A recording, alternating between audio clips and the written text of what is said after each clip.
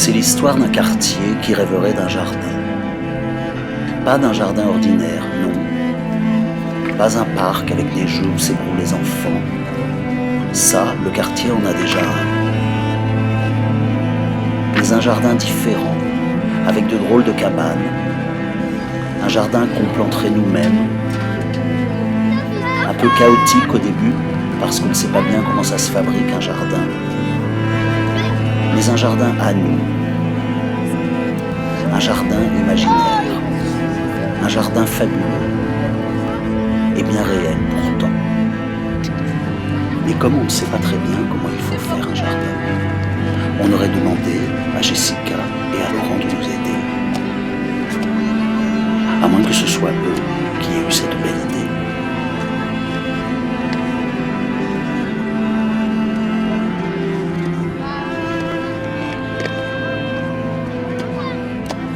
On fait une cabane qu'on avait dessinée et on avait fait des animaux en échange. Quand ça sera fini, et on devra planter des fleurs, ouais. Et on devra les arroser tous les jours. Et il faut un pot aussi.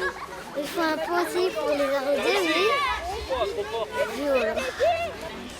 Alors, il y a un groupe d'arrosage pour les cabanes, en fait, au niveau des branches. Ok. Donc ça peut être des petits, si encadré bien pour ça. Ouais. Il y a un groupe de remplissage de pots. Ouais, bah pour ça, la- moi j'avais positionné les petits là-dessus. Ils ont leur sous, leur ça. Donc, ouais. Ouais, alors les petits, ouais, ils vont.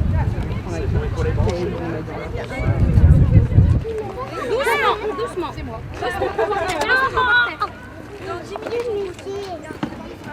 Avant de commencer l'interview, cet après-midi, on plante quoi? Qu'est-ce qu'on fait?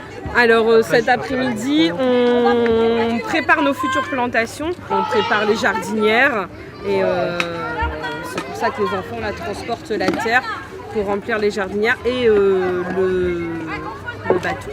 Vous avez tout?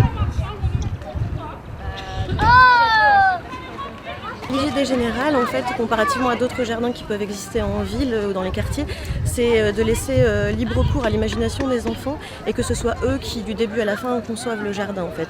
Donc c'est pas tout à fait un jardin avec des plantations classiques comme on pourrait le voir habituellement, c'est plutôt ce qu'on appelle nous un jardin fabuleux, c'est-à-dire qu'il y a tout un tas de réalisations qui ne sont pas de l'ordre du jardinage et qui sont plutôt oniriques. On essaie d'accompagner les enfants en poussant leur imaginaire au maximum pour déployer en fait un rapport un peu magique au quotidien et c'est eux en fait qui donnent les évolutions de chaque étape du jardin.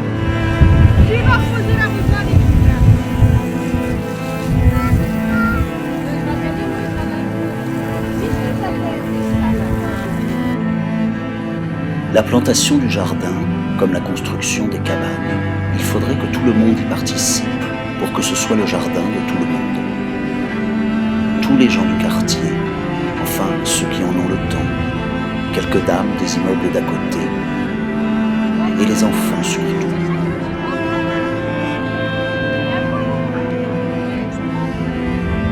Plus tard, on verrait les plantes fleurir et la vie s'affirmer à travers elles. L'été, on pourrait se reposer à l'ombre des cabanes.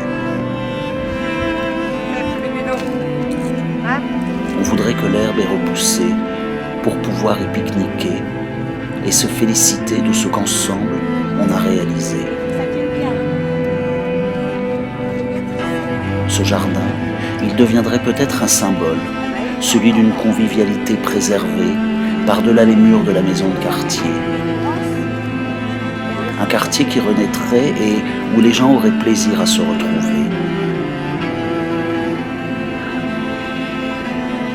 Là, près des cabanes, ce fabuleux jardin serait un endroit de paix.